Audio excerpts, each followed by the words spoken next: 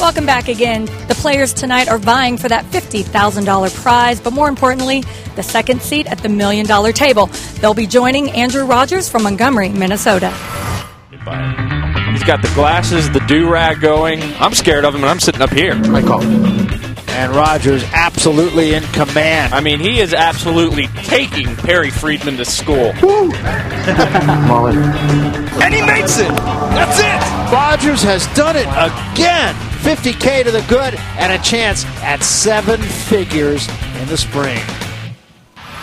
As I said, one of the players tonight will be joining this man right here. Andrew, I got to ask you, how has that $75,000 changed your life?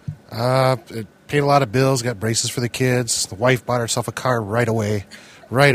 So, but it's been great. I mean, I've had a great time. How's the reception been at home in Minnesota? Oh, threw a huge party. Are you a rock star now? Getting close, but it's been fun. You know, out of everyone here tonight, who are you looking at that might be sitting next to you at that $1 million table? Well, I got to root for my man Neil, but I'm worried about Stan. Stan's a good player. All right, last question.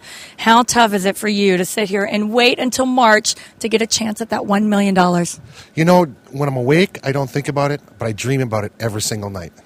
I think that's a good thing, though. Well, congratulations. I know you're going to be watching everybody tonight. Joel, Michael, back up to you guys.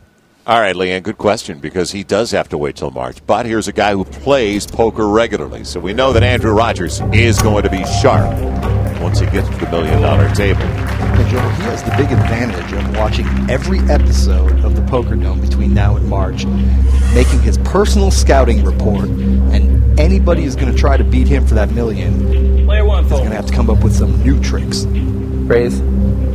Betzel. The suited Jack 10. Player 2 makes it 5,000. Rodel Toison, and he has picked up the pace. He's getting out of the way here. Is second of the chip count. Behind his buddy Neil Jones, as Andrew mentioned, another guy from Minnesota. A deuce. Helping Neil Jones is 7. Couple of sevens, a pair on the board. And Neil Jones can safely assume that I his raise. 2-pair is the best hand here. Betzel saying, oh no, you don't. All day. Raises it up. Now Neil Jones has got a decision. Well, was Betzel raising with a pocket pair higher than 7s? Or is he on some sort of draw?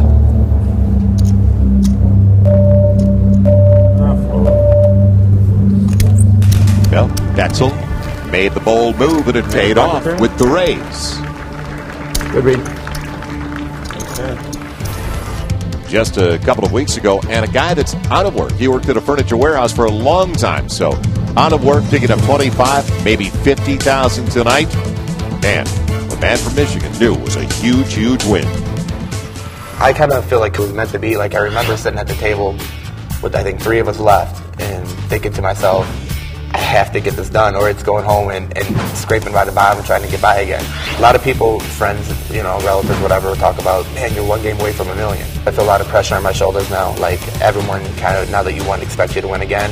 And that's kind of a big burden to carry. That's a nice story. It really came at the appropriate time for a big Detroit Pistons fan. Fraser, Michigan. Gonna need better than that. Oh. Okay, Reg. Get out of the way with the suited queen deuce. Low pair for Rick Berger, who's back in. He was all the way down to 14,000 chips. Toison, you can't believe he's going to be around. But Berger now up to 30,000. With the pair of trays on the button, raises it up. Positek, little discount from the big blind, says, okay, show me a flop. A queen, pair of queens, and a 5. Now, Joel, Berger hasn't raised much tonight. That was probably only his second raise of the night. Positek has got to give him some credit for a hand. And in fact, Berger does have the best hand. It's not a monster, but he is leading right now. Stan has been deliberate, taking his time. He's been inside of 5 seconds frequently on the clock tonight as we continue to play speed poker, and he's gone at Berger. That's another big one. He got the best of Neil Jones 3-4 hands ago. The truck driver who won last week from Florida, well, he's taken a second consecutive week off. Very comfortable here in Las Vegas. Berger is a winner! I've been here all week long. I haven't gotten back home. I've been out here having a good time. I am in the zone. I've been playing cards all week. I've been killing them all week, and it's going to stay that way for at least a few more days.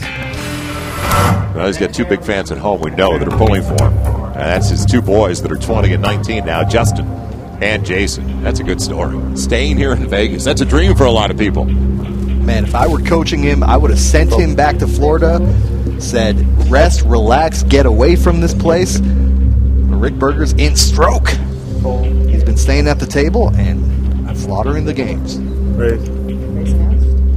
And almost out of the hole of the short stack. He's only 3,000 away from the 5 spot.